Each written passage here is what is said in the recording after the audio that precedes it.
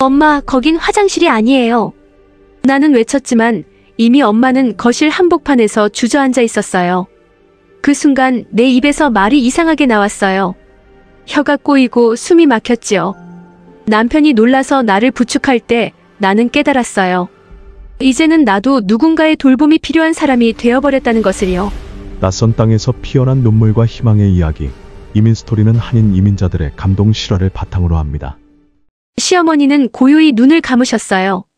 새벽녘 내가 손을 꼭 쥐고 있었는데 마지막 숨이 너무 조용했지요. 나는 눈을 감고 그분이 좋아하던 찬송가를 불렀어요. 그 목소리는 떨렸고 내 눈에서는 눈물이 흐르고 있었지요. 장례식에는 몇 사람만 참석했어요. 이민교회도 어렵고 사람들 마음도 바쁘니까요. 그날 밤 남편과 나는 방 안에서 아무 말도 하지 않았어요. 빈 의자 하나가 우리 식탁 옆에 남아 있었지요. 나는 그 의자를 볼 때마다 내 속이 비어가는 기분이 들었어요. 그 이후 우리 집엔 웃음소리가 점점 사라졌어요. 목욕을 시키고 빨래를 널고 밥을 하던 그날. 갑자기 팔이 저릿했고 말이 어눌해졌어요. 남편은 급하게 911을 불렀고 나는 구급차에 실려 병원으로 갔지요. 뇌졸중이래요. 왼쪽 반신이 무겁고 혀는 마음대로 움직이지 않았어요. 왜 하필 지금이에요? 나는 병원 침대에서 울부짖었어요. 두 어머니를 돌보던 나인데 내가 돌봄을 받게 되다니. 그날부터 나는 내 그림자조차 무거워졌어요. 말이 느려졌고 걷는 것도 비틀비틀했지요. 거울을 보면 내가 아닌 다른 사람 같았어요. 그저 한숨만 늘었지요. 엄마는 요즘 나를 딸이라고 부르지 않아요. 저기 누구세요? 하며 낯선 사람처럼 나를 봐요. 하루에도 몇 번씩 집에 가자고 떼를 써요. 그러다 갑자기 아버지를 찾으며 오세요. 냉장고 문을 화장실인 줄 알고 여시기도 했지요. 어느 날 엄마가 내가 어릴 적 입던 교복을 꺼내오셨어요. 이거 입고 학교 가야지 하시는데 나는 가슴이 무너졌어요. 엄마는 점점 과거 속으로 사라지고 있었어요. 나는 그 과거를 붙잡으려 애썼지만 손끝에서 자꾸 미끄러졌어요. 그리고 혼자 주방에서 나는 또 울고 있었어요. 처음 미국에 왔을 때 작은 아파트에서 내 식구가 시작했어요. 김치 냄새 때문에 이웃과 싸웠던 기억이 아직도 생생해요. 엘리베이터에서 외면당하고 쓰레기통에 우리 음식이 버려진 적도 있었지요. 그래도 우리는 웃으며 김치전을 부쳤어요. 남편은 작은 개척교회를 시작했고 나는 한인마트에서 일했어요. 아이들은 영어가 서툴러 늘 울고 들어왔지요. 나는 밤마다 영어책을 끌어안고 잠들었어요. 우리가 여기 왜 왔지? 그런 질문을 수도 없이 했어요. 그러면서도 고국보다는 여기가 기회라 믿었어요. 그렇게 견디며 버티며 살았지요. 아이들이 자라고 우리 삶도 조금 나아졌지요. 어느 해 시어머니를 모셔왔어요. 그 다음 해엔 친정엄마도 넘어지셨단 소식에 미국으로 데려왔지요. 작은 집에 두 어머니가 함께 계시는 건 쉽지 않았어요. 부엌에서 싸우시고 방에서 우시고 서로 질투도 하셨어요. 나는 중간에서 눈치를 보며 밥상을 차렸지요. 남편은 기도했고 나는 설거지를 하며 울었어요. 그렇게 매일이 조용한 전쟁 같았어요. 아이들은 대학으로 떠났고 집은 더 조용해졌어요. 남은 건 두 어머니의 숨소리와 나의 한숨뿐이었어요. 남편은 늘 하나님이 함께 하신다고 말했어요. 나는 가끔 그 말이 야속했어요. 교회 일도 간병도 집안일도 다 내 몫이었지요. 새벽기도 마치고 돌아온 남편이 차려준 밥 한 끼가 유일한 위로였어요. 어떤 날은 그 밥에 눈물이 뚝 떨어졌어요. 나는 피곤하고 화가 나고 그러나 아무 말도 못했어요. 누가 내 이야기를 들어주나 싶었어요. 그래도 교회 할머니가 내 등을 토닥이며 말했어요. 집사님 참 복 많은 분이에요.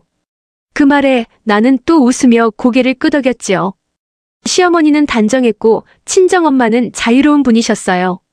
그 차이 때문에 두 분은 사소한 일에도 자주 부딪혔지요. 어느 날은 TV 채널을 두고 싸우셨고 또 어떤 날은 화장실 순서를 두고 언성을 높이셨어요. 나는 방과 부엌을 오가며 두 분을 달래느라 진이 빠졌어요. 엄마, 제발 좀 이해해주세요. 그러면 친정엄마는 삐치고 시어머니는 한숨을 쉬셨어요. 하루는 두 분이 동시에 아프셔서 병원에 모시고 다니느라 진짜 기절할 뻔했지요. 나는 택시 안에서 조용히 울었어요. 아무도 몰랐지만 내 마음속에선 매일 폭풍이 몰아쳤어요. 그래도 그날 저녁에 남편이 조용히 커피 한 잔을 내밀었지요. 아이들은 대학에 가고 연락이 점점 줄었어요. 엄마 너무 바빠요. 그 말은 내 심장에 돌처럼 박혔지요. 가끔 얼굴을 보러 와도 어머니들 간병엔 손도 못 대고 금방 가버렸어요.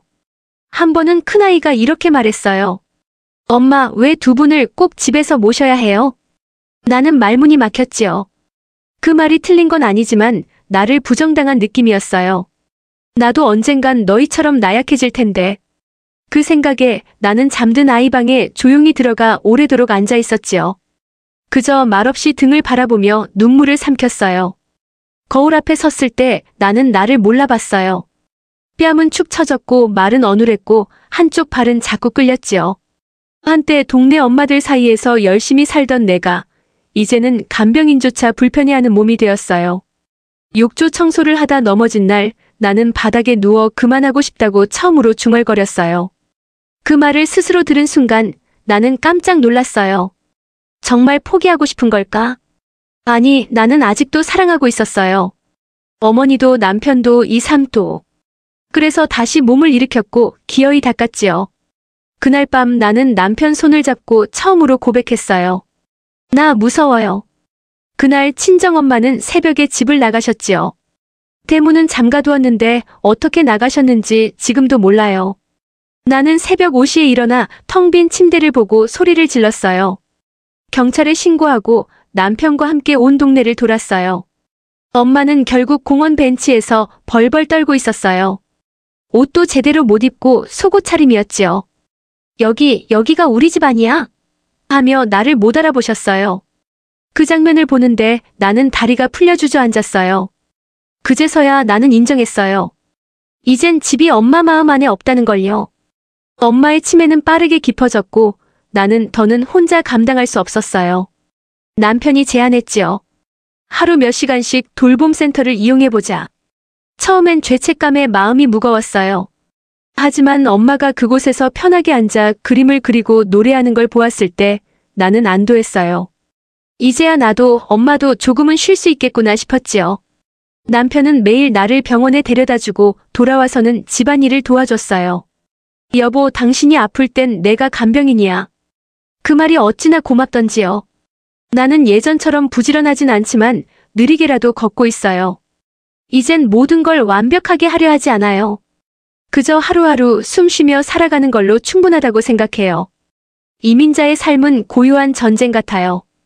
매일 누군가를 위해 내 삶을 미루며 살아가다 보면 어느 순간 나조차 잊게 되지요. 하지만 사랑이란 건 결국 함께 버티는 일이라는 걸 알게 됐어요.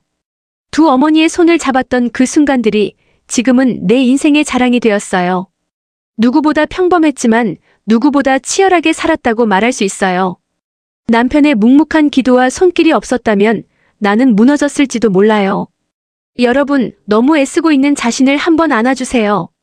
완벽하지 않아도 괜찮아요. 우리는 이미 충분히 잘 해내고 있으니까요. 이 이야기가 오늘도 누군가의 위로가 되길 바랍니다. 구독과 좋아요는 더 많은 이민자들의 감동 사연을 전하는 데 큰 힘이 됩니다. 구독, 좋아요 꼭 눌러주세요.